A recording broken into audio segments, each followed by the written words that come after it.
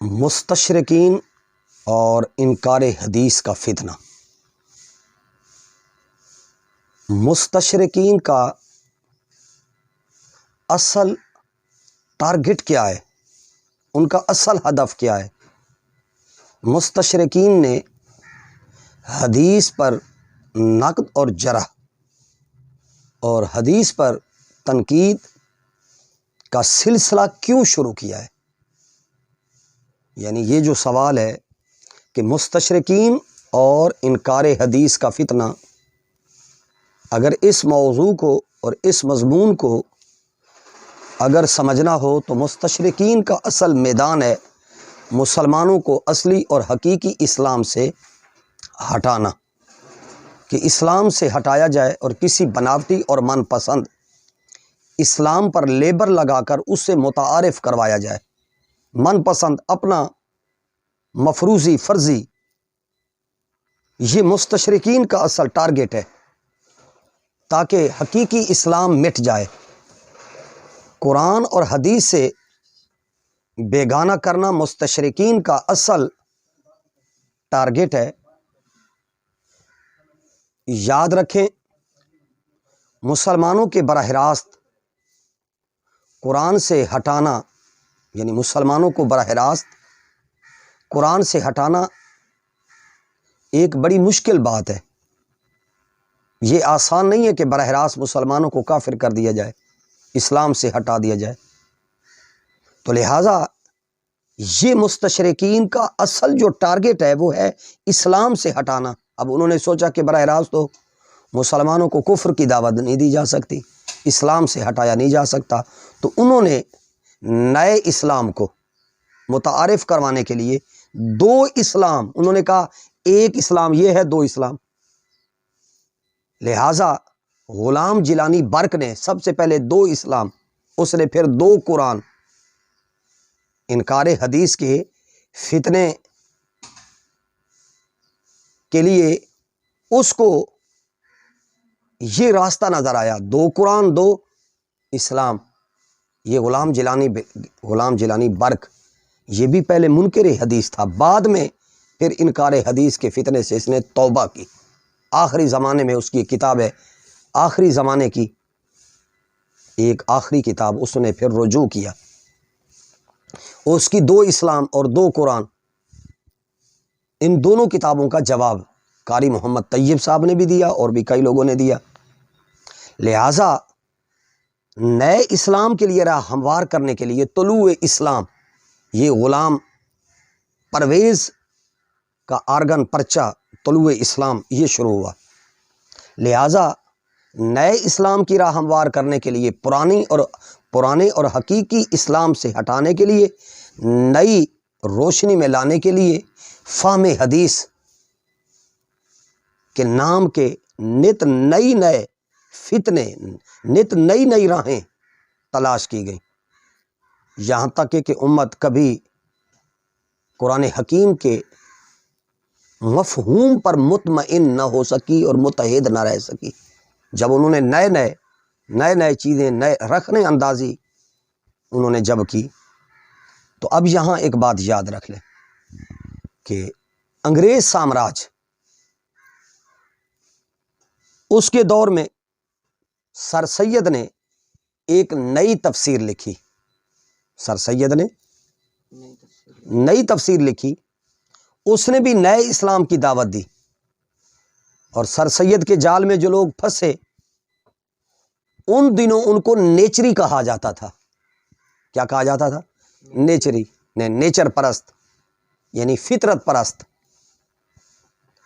تو سر سید کے چند ساتھیوں، اس کے چند ساتھی تھے، مثلا مولوی چراغ علی نے بھی معتزلہ عقائد کو پھر سے، عقائد وہی معتزلہ کے تھے، معتزلی عقائد کو پھر سے عقل کی بنیاد پر اس نے تازہ کرنے کی کیا کی؟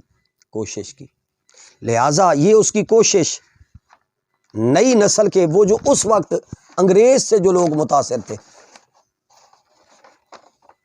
اور یہ اللہ تعالیٰ کا بڑا شکر ہے کہ سر سید نے علی گڑھ کالج میں جو اس نے شعبہ اسلام وہاں قائم کیا، اور اپنے مخصوص نظریات کے مطابق اس نے علی گڑھ کالج کو نہ چلایا، جس کی وجہ سے سر سید کے متعلق زیادہ بات آگے نہ پھیلی۔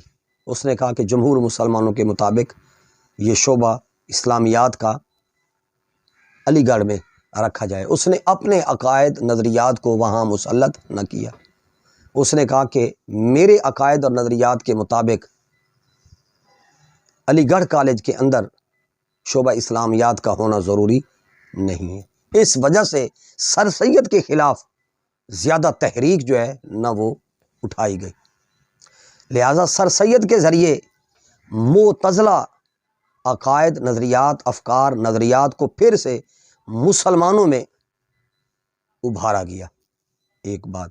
دوسری بات، انگریزوں نے بھی اپنے سیاسی استحکام کے لیے، اپنے سیاسی غلبے کے لیے نئے نئے مختلف اس نے بھی فرقے بنائے۔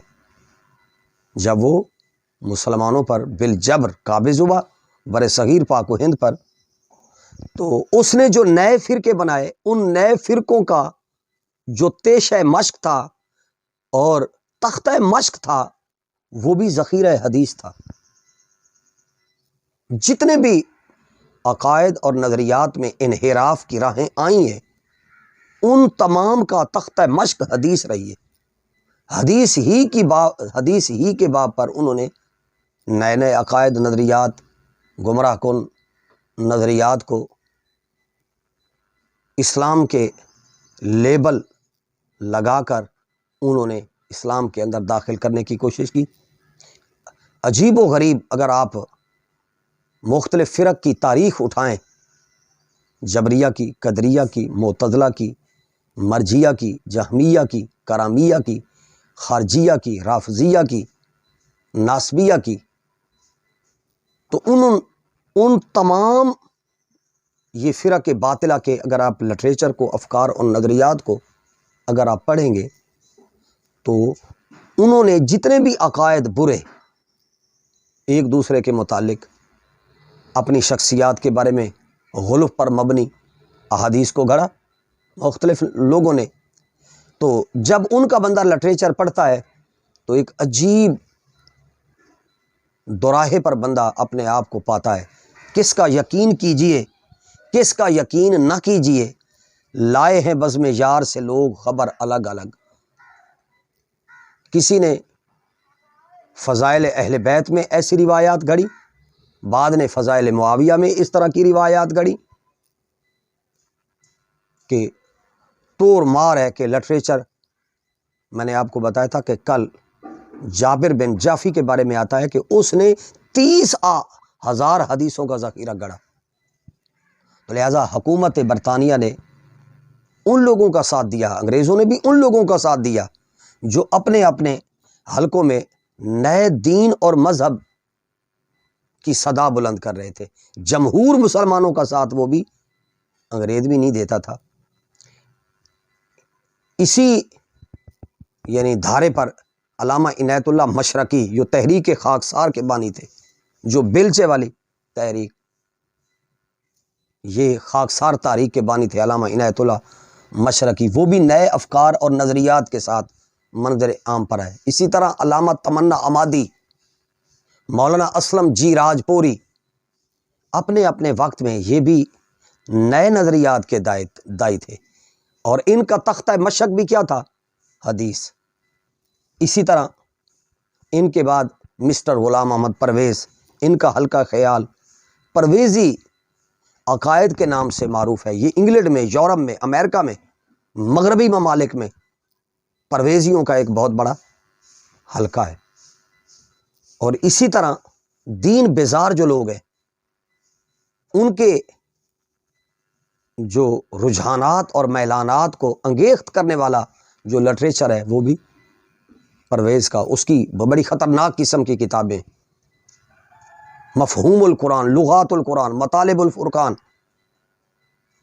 اس کی پرویز کی ایک اور کتاب ہے سلیم کے نام خطوط، طاہرہ کے نام خطوط، اس میں بھی یہی جو اعتراضات، جو سوالات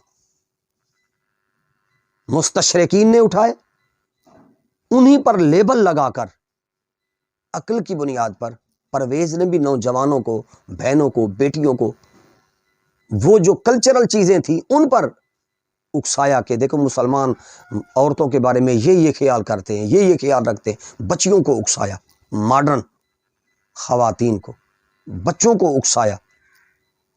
لامالا مسلمانوں کی کسی بھی تاریخ کے کسی بھی عمل کے حوالے سے اعتراض ہو سکتا ہے، ایسی کوئی بات نہیں، اسلام الگ چیز ہے، مسلمانوں کا کسی بھی دور کے اندر ان کا عمل جو ہے وہ کیا ہے، الگ چیز ہے۔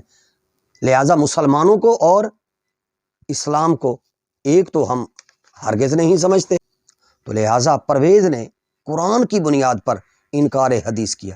اور یہ بھی میں آپ کو بتا دوں کہ جو اس نے قرآن کے اندر جو تعویلات، جو قرآن کی اس نے لغت تیار کی ہے، اور قرآن کے اندر بھی اس نے ایسے اس کے اندر تعویلات کی ہیں کہ وہ قرآن کی لغت نہیں رہتی۔ اگر آپ پرویز کی لغات القرآن اور مفہوم القرآن، مطالب الفرقان اگر آپ پڑھیں تو وہ 1400 سال کے قرآن کے ذخیرہ تفسیر سے ہٹ کر اس کی تفسیر ہے۔ اسی طرح مرزا قادیانی کا اگر آپ انکار ختم نبوت کا پس منظر اگر آپ جانیں تو وہ بھی بنیادی طور پر انکار حدیث کے فتنے سے وہ انکار ختم نبوت پر پہنچا ہے، اور وہ بھی اہل حدیث تھا، یہ بھی یاد رہے۔